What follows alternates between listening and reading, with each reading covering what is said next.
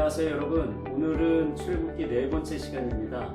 지난 시간에 출애굽기 3장을 통해서 호렙산 떨기나무에서 하나님께서 모세를 부르셨고요.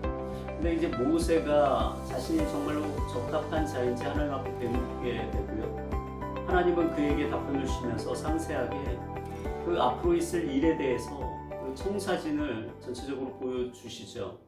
그럼에도 4장에 가서 모세는요, 자기 백성이 자신을 믿지 않을 것이라면서 하나님 앞에서 주저합니다. 그래서 하나님께서는 3가지 증표를 주시는데 이 증표를 가지고 이스라엘 백성들로 하여금 믿게 하라는 것이죠.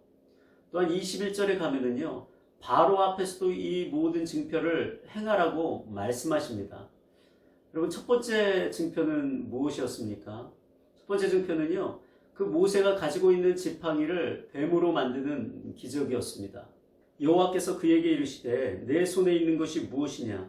그가 이르되 지팡이니이다. 여호와께서 이르시되 그것을 땅에 던지라 하시매 곧 땅에 던지니 그것이 뱀이 된지라. 모세가 뱀 앞에서 피하매 여호와께서 모세에게 이르시되 내 손을 내밀어 그 꼬리를 잡으라. 그가 손을 내밀어 그것을 잡으니 그의 손에서 지팡이가 된지라. 여러분, 이것은 너무나 놀라운 기적이죠. 이것을 통해서 이스라엘 백성들로 하여금 하나님을 믿게 하는 이유도 있지만 여러분, 영적인 여러 메시지들이 이 사건 속에 담겨져 있습니다. 첫 번째 메시지는 이거예요. 하나님은요, 지금 애굽 문화에 익숙한 사람들은 누구나 이해할 수 있는 그러한 방법을 사용하신 것입니다. 여러분, 애굽에서 뱀이라는 것은요, 그 힘과 지혜를 상징하는 동물입니다.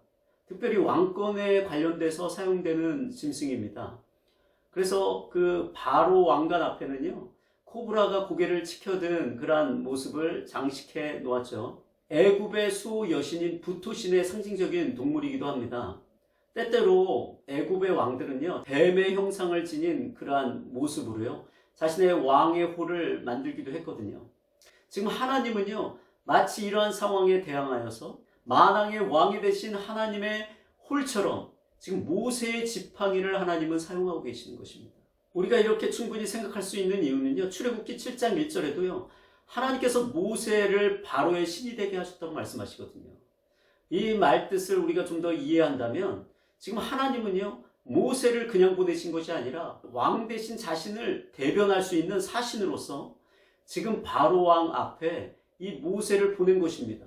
이 일을 통해서 하나님은요, 바로에게 바로보다 더 권세를 가지신 만왕의 왕 되신 하나님께서 지금 그에게 명령을 내리고 있음을 알게 하시는 거예요. 애굽의 재앙이 내려지기 전에 하나님께서 순순히 자신의 백성을 내어 놓을 것에 대해서 명하고 계시는 것입니다. 그래서 우리가 옛날 전쟁을 보면은요, 왕이 다른 나라에 쳐들어갔을 때 그 나라 왕에게 사신을 보내죠. 그래서 그 왕의 명을 그에게 전달합니다. 그래서 전쟁을 할 것인지 아니면 너희가 순순히 전쟁하지 않고 항복할 것인지 미리 물어봅니다. 바로 그것을 통해서 전쟁을 알리는 거죠. 그래서 하나님은요, 바로 이 모세 지팡이를 뱀으로 만드는 사건을 통해서 지금 재앙 이전에 하나님의 그 권세 앞에서 계속해서 대적할 것인지에 대한 의중을 물어보는 것입니다. 그래서 하나님은 가장 첫 번째 징표로요, 바로 그 모세의 지팡이가 뱀이 되게 하는 그러한 기적을 사용하신 것입니다. 이러한 엄청난 그러한 권세가 바로 모세에게 주어진 것입니다. 여러분, 우리도요, 왕 같은 제사장입니다. 그리스도인으로서 우리는 영적인 권세를 가지고 있습니다. 요한일서 4장 4절에 보면 자녀들아, 너희는 하나님께 속하였고 그들을 이기었나니 이는 너희 안에 계신 이가 세상 있는 자보다 크심이라. 누가복음 10장 19절에는 내가 너희에게 뱀과 전갈을 밟으며 원수의 모든 능력을 제어할 권능을 주었으니 너희를 해칠 자가 결코 없으리라. 내가 거듭난 순간부터 내 안에는 엄청난 그 하늘의 권세가 주어진 거예요. 여러분, 우리는요, 우리 안에 예수 그리스도의 이름에 권세가 있는 것을 인식해야 됩니다. 사단은요, 그 어떠한 것보다도 우리 안에 있는 그 예수 그리스도의 이름의 권세를 두려워합니다. 그래서 어떻게 해서든지 이 권세를 사용하지 못하도록 사단이 우리를 계속해서 공격해 오는데요, 주요 루트가 2가지가 있어요. 첫 번째는요, 정죄감입니다. 나에게 권세가 주어졌는데도 불구하고 마치 내가 그 권세를 사용할 자격이 없는 자처럼 느끼도록 만드는 거예요.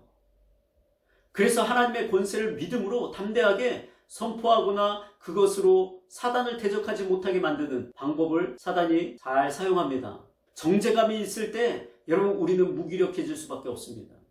여러분 그리스도 안에서 자유케 되기를 바랍니다. 회개할 것이 있다면 회개하시고, 회개하였다면 여러분 그 죄에서 자유케 되시기를 바랍니다. 그리고 담대하게 그 권세를 사용하시기 바랍니다. 두 번째, 이 사단이 사용하는 그 루트 중에 하나는요, 바로 우리에게 두려움을 심어주는 것입니다. 우리에게 두려움을 심어줘서 결단코 우리가 사단을 이길 수 없을 것 같은 그런 마음을 갖게 하는 것입니다. 우리 안에 두려움이 임하면 그때부터 여러분 우리 안에 계신 그 크신 예수 그리스도가 보이지가 않아요. 점점 사단 앞에서 내가 작게 느껴지기 시작합니다. 그래서 하나님의 권세를 사용하지 못하게 사단이 만드는 거예요. 세상 사람들이요, 그 악한 영들이 두렵기 때문에 구술하잖아요.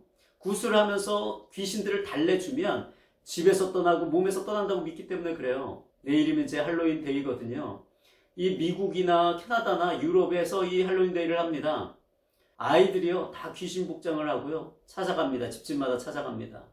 그러면요 그 집 주인이 그 귀신들에게 사탕들을 얹어주는 거예요. 그러면 그 사탕을 받고 그 집을 떠납니다. 이 할로윈 데이가 유래된 그 이유를 살펴보면요, 사람들이요 귀신이 두렵기 때문에 그 귀신을 이렇게 달래주면 자신의 집에서 떠난다고 믿었습니다. 그러한 어떤 미신적인 어떤 문화가 이 할로윈 데이를 만든 것이에요. 이처럼 사람들은요 악한 영들을 두려워합니다. 사람들이 너무나 모르는 사실이 있습니다. 악한 영은요 인격적인 존재가 아니라는 것입니다. 오히려 짐승들처럼 두려움이 감지되면 바로 그 두려움을 타고 더 심하게 공격해오는 자들이 악한 영들입니다. 그래서 두려움이라는 것은요 악한 영이 공격하는 문과 같아요. 틈입니다. 오히려 여러분 우리가 믿음으로 담대하게 설 때 귀신은 떠나가는 것입니다. 사실 우리는 사단을 두려워해야 할 이유가 없습니다. 오히려 사단이 우리를 두려워해야죠. 우리 안에 예수 그리스도가 계시기 때문에 그렇잖아요. 항상 문제는 내가 내 안에 계신 예수 그리스도를 인식하지 못할 때 생깁니다. 여러분 신앙생활 할 때 여러분 모든 문제는요 다 내 안에 계신 예수 그리스도를 인식하지 못할 때 생기잖아요. 인식하지 못하니까 내 안에 있는 그 권세를 깨닫지 못하고 내가 그 권세를 사용하지 못하는 것입니다. 그러기에 여러분 믿음 안에서 담대해지시기를 바랍니다. 그리고 예수 그리스도의 이름의 권세를 여러분들이 믿음으로 선포하시기를 바랍니다. 악한 영들은 결박될 것이고 그들은 무력화될 것입니다. 이 모세 지팡이가 뱀이 된 그 사건은요 또 우리에게 무엇을 가르쳐 줍니까? 보잘것없는 지팡이라도 하나님이 말씀하시면 능력의 지팡이로 사용된다는 것입니다. 하나님께서 모세에게 물어보셨잖아요. 내 손에 든 것이 무엇이냐? 모세가 생각할 때는 아무것도 아닌 지극히 평범한 막대기인데 하나님의 엄청난 구원 사역을 이룰 수 있는 그 도구로 하나님은 보고 계시는 것입니다. 모세에게 있어서 그 지팡이는 그냥 목동의 지팡이에 불과한데 하나님께서 보실 때에는 한 민족을 이끌어갈 수 있는 영도자의 지팡이로 보고 계시는 것입니다. 여러분 내가 생각할 때 별것 아니라고 생각했던 그 별것 아닌 것이 하나님의 손에 들리거나 하나님이 말씀하시면 귀하게 쓰임받을 수 있는 엄청난 도구가 될 수 있다는 거예요. 하나님께서 왜 이스라엘 백성을 택하셔서 그들을 세상의 본보기로 삼으셨나요? 신명기 7장 7절에 말씀합니다.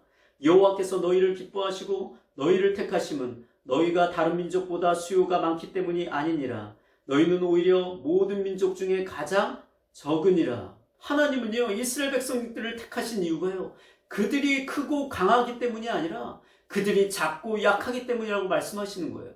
그래서 그들에게 귀한 사명을 맡기셨다고 말씀하고 있습니다.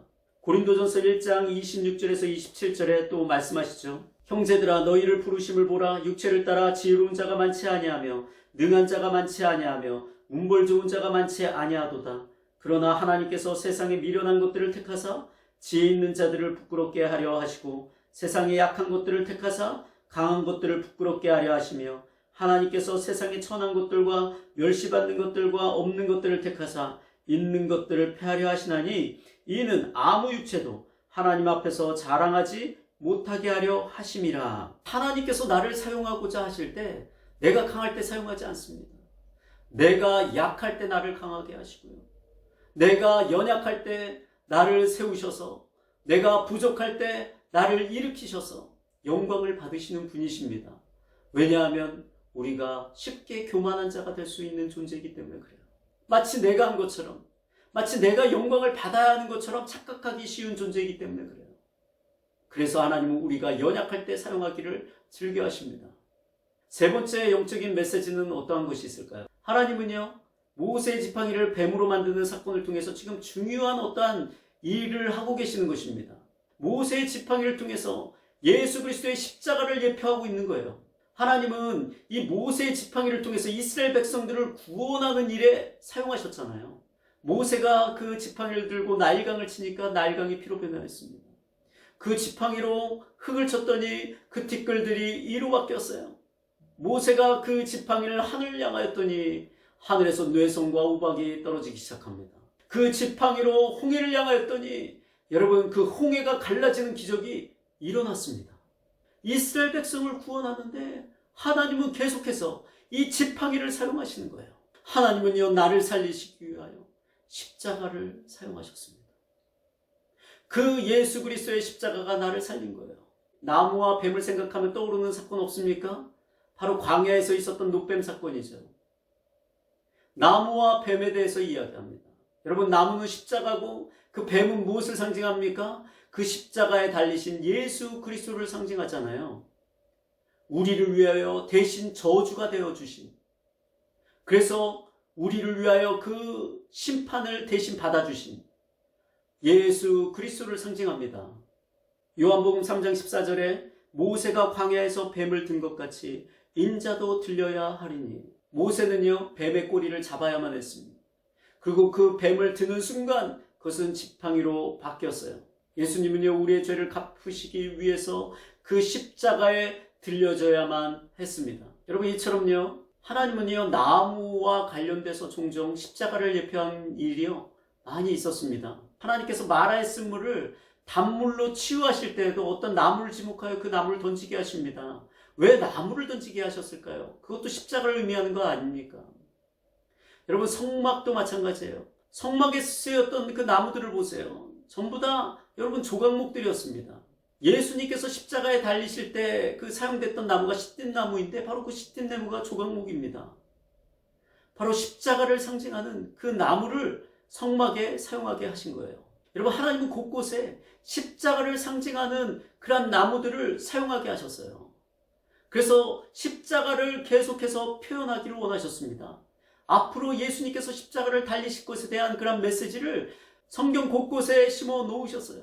여러분, 이러한 깊은 뜻이 있었기 때문에 하나님은 모세의 지팡이를 사용하여서 이스라엘 백성들을 구원코자 하신 것입니다. 이제 모세에게 준 두 번째 징표는 무엇입니까? 그 사건은요, 모세의 손이 나병이 되는 사건이었어요.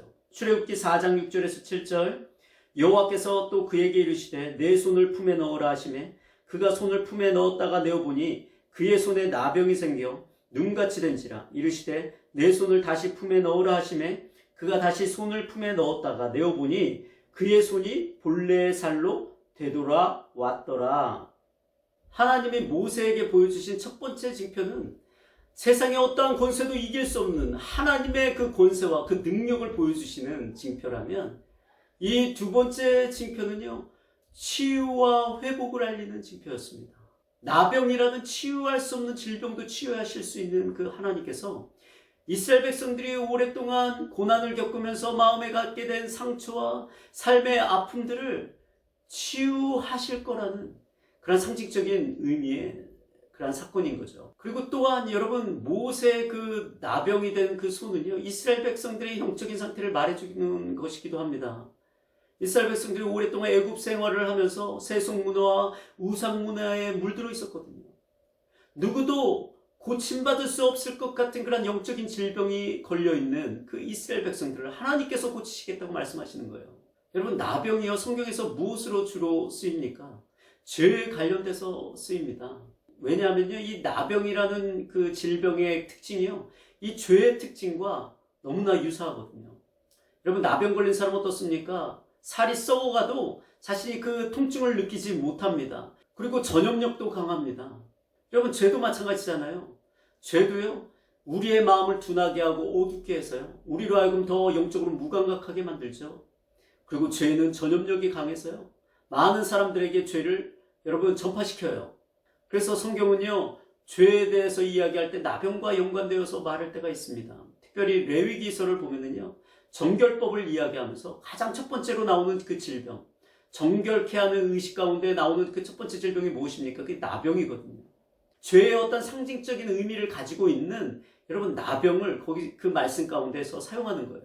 예수께서 대답하여 가라사대 너희가 가서 듣고 보는 것을 요한에게 구하되 소경이 보며 안진뱅이가 걸으며 문둥이가 깨끗함을 받으며 귀머거리가 들으며 죽은 자가 살아나며 가난한 자에게 복음이 전파된다 하라. 예수님께서요, 그 세례 요한의 제자들에게 자신이 메시아 되심을 알려주는데 그 증거로 그 표적들을 말씀하십니다. 예수님께서 말씀해 주신 그 표적 중에 하나가 무엇이었습니까? 문둥병자가 깨끗함을 입는 것이었습니다. 여러분, 예수님은 우리의 치유자이십니다. 우리의 죄뿐만 아니라 우리의 모든 질고를 십자가에 같이 지셨습니다. 우리의 치유와 회복은 주님께 있어요. 여러분이 얼마나 마음이 상하고 여러분 삶 가운데 얼마나 많은 아픔들이 있다 할지라도 주님께로 나온다면 주님은 치유하십니다. 주님은 얼마든지 우리의 모든 것을 바꾸어서 회복시키셔서 새로운 사람으로 새로운 삶을 살 수 있도록 하게 하시는 분이세요. 그분은요, 우리의 영과 혼과 몸을 다 치유하실 수 있고 회복시킬 수 있는 분이세요. 예수님이 치유 못할 것이 무엇이 있겠습니까? 포로된 자를 자유케 하시는 분이세요. 갇힌 자를 또한 놓아주게 하시는 분이십니다. 내 심령, 내 삶의 내 정서가 어디에 묶여있든 여러분, 예수님은 그 모든 것을 자유케 하실 수 있으십니다. 여러분, 예수의 길이 없습니다. 여러분, 우리에게 예수님은 소망이세요. 세상에서 할 수 없는 그 모든 것들이 가능하게 될 줄 믿습니다. 하나님께서 모세에게 주신 세 번째 징표는 무엇이었습니까? 바로 나일강 하숫가에서 물을 떠서 땅에 부으면 그 물이 피가 된다는 그러한 징표였습니다. 그들이 이 두 이적을 믿지 아니하면 내 말을 듣지 아니하거든 너는 하수를 조금 취하여다가 육지에 부으라. 내가 취한 하수가 육지에서 피가 되리라. 이 나일강은요, 그 아프리카 동부 고지대에서부터 지중해까지 흐르는 약 한 5,600km나 되는 세계 최대의 그런 강입니다. 사실 이 애굽 그 지역은요, 무덥고 또한 비가 잘 오지 않는 곳이기 때문에 애굽의 서쪽에 있는 모든 지역들은 다 사막입니다. 그러나 이 나일강 주변은요, 사시사철 강이 주기적으로 범람하기 때문에 물도 풍부하고 이 강으로부터 섞여 나오는 그런 많은 그런 무기질과 유기질로 인하여 그 토양이 너무 비옥해서 농사를 산모작을 지을 수 있는 곳입니다. 1년에 3번을 추수하는 거예요. 그만큼 풍요로운 곳입니다. 그러기에 애굽인들에게 있어서는요, 이 나일강은 생명의 젖줄이면서 그들의 도시와 그들의 국가를 번영케 하는 바로 그 시작점이 나일강이에요. 자신들의 번영을 위해서 절대적으로 필요한 존재가 바로 이 나일강이었습니다. 그런데 그 나일강을 피로 만든다는 것은요, 하나님께서 얼마든지 그들의 번영을 막으시고 그들을 멸망시킬 수 있는 분이라는 걸 알려주시는 거예요. 특별히 나일강은요, 신으로 섬기는 장소거든요. 그들의 나일강도 어떻게 할 수 없는 그러한 하나님임을 보여주시는 거죠. 여러분, 이 정도로 하나님께서 모세에게 그분의 징표를 보여주셨다면 이제는 모세가 따라야 되지 않습니까? 근데 모세가요, 고집이 대단합니다. 여전히 하나님이 말씀하시는데도 주저하는 거예요. 오 주여, 나는 본래 말을 잘하지 못하는 자니이다. 자신의 입이 뻣뻣하고 둔하다는 것입니다. 그럴 때 하나님께서 그에게 말씀하십니다. 누가 사람의 입을 지었느냐? 누가 말 못하는 자나 못 듣는 자나 눈 밝은 자나 맹인이 되게 하였느냐? 나 여호와가 아니냐? 이제 가라. 내가 내 입과 함께 있어서 할 말을 가르치리라. 모세가 자기가 말을 잘 못한다고 하니까 하나님께서 말씀하십니다. 누가 너의 입을 지었느냐? 바로 내가 너의 입을 지었지 않느냐? 사람들의 입을 지었지 않느냐. 그러니까 너는 염려하지 말고 내 말대로 가라는 것입니다. 여러분, 우리는요 종종 나의 연약함과 부족함을 볼 때가 많이 있습니다. 하나님 앞에 우리가 불순종할 때 그 이유를 대는 것들을 보면은요 대부분 어떤 주변 환경이나 나의 부족한 면들을 이야기하는 거죠. 하지만 우리가 분명히 깨달아야 할 것은, 여러분, 하나님은 우리가 부족함에도, 우리가 연약함에도 얼마든지 그 연약한 것을 가지고, 부족한 것을 가지고 얼마든지 사용하실 수 있는 분이라는 사실을 깨달아야 된다는 거예요.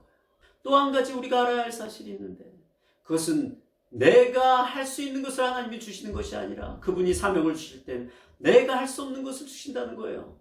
그래야 우리가 하나님을 의지하고 하나님께 영광을 돌릴 수 있지 않아요? 내가 이렇게 부족한데도 하나님이 사용하시는구나. 잘난 것도 없는 나를 사용해 주시니까 겸손해지는 것입니다. 나 같은 죄인을 살리시고 나같이 부족한 사람을 하나님이 사용하시는데, 여러분, 늘 감사하는 마음으로 주의 일을 감당할 수 있게 되는 거예요. 하나님께서 모세에게 이렇게까지 말씀해 주시니까 더 이상 변명할 것이 없는 것입니다. 그때 모세의 마음 가운데 있는 속마음이 터져나옵니다. 모세가 뭐라고 하나님 앞에 이야기합니까? 주여, 보낼 만한 자를 보내소서. 참을 만큼 참았던 하나님께서 분노하십니다. 그리고 하나님은 모세를 위해서 아론을 붙여주세요. 하나님은 분노하셨지만 모세에게 섬세한 부분까지 배려해 주신 거예요. 우리가 이쯤 되면요 모세에 대해서 좀 더 생각해 볼 필요가 있습니다. 왜 모세가 자꾸 이리저리 핑계를 대면서 하나님의 부르심을 여러분 거절했을까요? 몇 가지 우리가 생각해 볼 필요가 있습니다. 첫 번째는요, 모세 자신에게 있어요. 모세를 처음 하나님께서 부르셨을 때 모세가 뭐라고 하나님 앞에 대답했습니까? 내가 누구간데 바로에게 가며 이스라엘 자손을 애굽에서 인도하여 내리까. 이 고백을 보면요, 지난날 애굽의 왕자로 있을 때의 그 모세의 모습은 온데간데 없습니다. 자신이 그렇게 의욕이 넘쳐서 자신의 민족을 구원하려고 할 때는 도와주시지 않았던 하나님께서 왜 이렇게 내가 늙었을 때 이제야 나를 부르십니까? 지금은 내가 자신감이 없습니다. 그러니 나를 부르지 말아주세요. 이게 지금 모세의 심정인 거예요.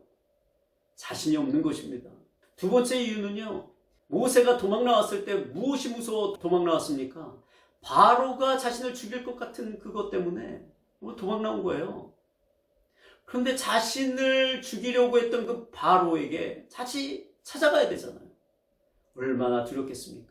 세 번째 이유는요, 자신이 만날 그 백성들이 자신을 믿어줄 리 없다고 생각이 드는 거예요. 그래서 그가 하나님이 부르실 때 반복해서 그런 말들을 합니다. 그래서 출애굽기 3장 13절에 내가 하나님께서 보내셨다고 하면 이스라엘 백성들이 너를 보낸 그 하나님이 누구냐? 라고 되물을 것입니다. 그들이 믿어주지 않을 것입니다. 라고 말을 하죠. 또 4장 1절에 보면 그들이 나를 믿지 아니하고 내 말도 듣지 아니하고 하나님이 너를 보내주지 않았다고 이야기할 것입니다. 재차 이야기합니다. 여러분, 더욱이 모세는요, 그 백성들로 인해서 상처받은 사람 아닙니까? 자신이 자기 백성을 구원하기 위해서 그 애굽인을 쳐 죽였잖아요. 근데 그 죽인 이를 고발한 자가 누구입니까? 애굽인도 아니고 자기 백성이었어요. 다른 사람도 아니고 자기 백성이 자신을 배반했으니 그 상처는 아마 깊은 상처였을 거예요. 모세는요, 자기 자신을 보아도 자신이 없고요, 바로를 만날 생각하니 두렵고요, 자기가 가서 만날 그 백성들조차 자신을 믿으려고 하지 않을 것이기 때문에 그는요 거절한 거예요. 상황만 보면은요 그의 이유는요 합당합니다. 그는 제대로 인식하고 있는 거예요. 그러나 진짜 문제는 무엇입니까? 모세의 문제는요 이스라엘 백성들도 아니었습니다. 바로 왕도 아니었습니다. 모세의 문제는요 자신이 만나고 있는 그 하나님이 어떠한 하나님인지를 제대로 인식하지 못하고 있는 것이 문제였어요. 여러분, 모세 자신이 얼마나 연약한 사람인가, 이것은 중요한 것이 아니었습니다. 자신이 만날 그 바로의 권세가 얼마나 하늘을 찌를 듯한 권세랄지라도 여러분 그것도 문제가 아니었습니다. 자신이 만날 그 백성들이 자신에게 어떻게 대할지에 대한 것도 여러분 중요한 것이 아니었어요. 중요한 것은 자신과 함께하고 계시는 그 하나님이 어떠한 분인지를 보는 것이었어요. 인식하는 것이었습니다. 이것이 중요했는데 모세가 인식하지 못하고 있는 거예요. 그래서 하나님은요, 모세에게 여러 가지 말씀과 일을 통해서 지금 무엇을 하고 계시는 것인 줄 아십니까? 그것은요, 바로 이 모세가요, 그 사람들, 바로 자기 자신을 보지 말고 자기와 함께하고 계시는, 자신을 만나고 계시는 그 하나님께 주목하도록 지금 이끌고 계시는 거예요. 하나님을 주목하도록 말씀하시고 지금 여러 가지 징표들을 지금 보여주고 계시는 것입니다. 하나님을 주목하면 여러분 하나님으로 충분하기 때문에 그래요. 여러분 내가 어떠한 사람인지 중요하지 않습니다. 내가 얼마나 능력이 있고 얼마나 지식이 많고 내가 얼마나 경험을 많이 하고 지혜로운지 여러분 그것이 중요하지 않아요. 반대로 내가 변변치 못하고 내가 부족하고 내가 연약한 것이 많아도 여러분 그것조차도 중요한 것이 아니에요. 중요한 것은 내가 나와 함께 계시는 하나님을 바라보고 있느냐 그렇지 않느냐가 중요한 거예요. 나와 하나님께서 함께 하시느냐 그렇지 않느냐가 중요한 거예요. 내가 하나님께 붙들려 있느냐 그렇지 않느냐가 중요한 것입니다. 나의 환경이 이렇고 저렇고 나에게 수많은 문제들이 산적해 있다 해도 여러분 그것이 중요한 것이 아니에요. 하나님을 주목하시기를 바랍니다. 하나님을 바라보세요. 하나님을 붙드세요.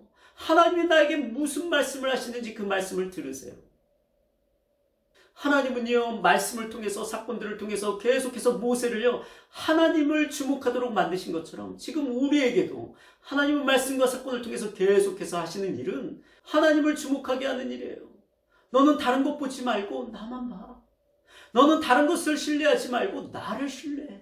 너는 다른 것 때문에 겁먹지 말고 두려워하지 말고 나만 믿어. 그리고 담대해. 용기를 가져. 내 말대로 한번 순종해봐. 하나님께서 말씀하십니다. 여러분 그 음성을 들으시기를 바랍니다.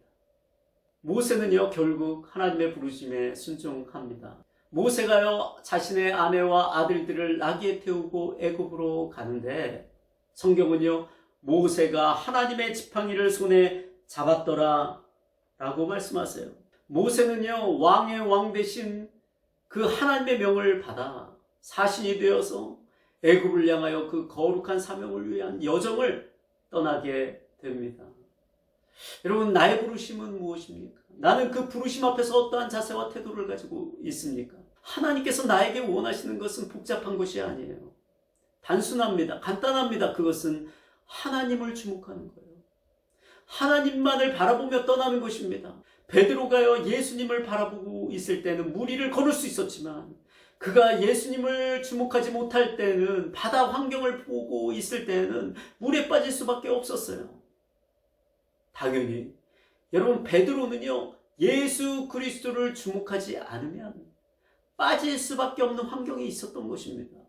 우리의 사명 또한 마찬가지, 우리의 길도 마찬가지예요. 우리의 부르심 또한 우리가 예수 그리스도를 온전히 바라보지 않을 때에는 빠질 수밖에 없는, 실패할 수밖에 없는, 떨어질 수밖에 없는 그 길을 우리가 가고 있는 거예요.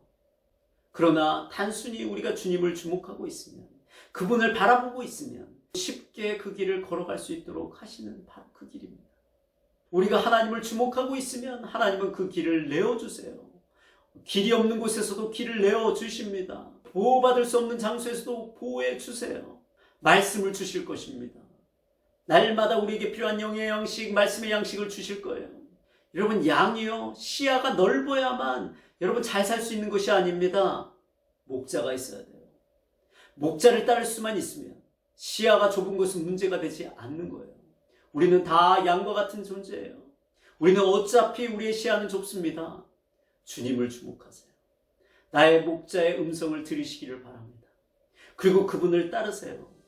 그러면 여러분들은 쉴만한 물과 푸른 초장으로 인도함을 받을 것입니다. 여러분 우리는 다 그 길을 가고 있습니다. 주님을 주목해야만 승리할 수 있는 그 길. 여러분 우리 그리스도인들은 다 그 길을 지금 걸어 나아가고 있다는 사실을 믿으시고 여러분 주님을 바라보시기를 바랍니다. 날마다 승리하게 되기를 바랍니다.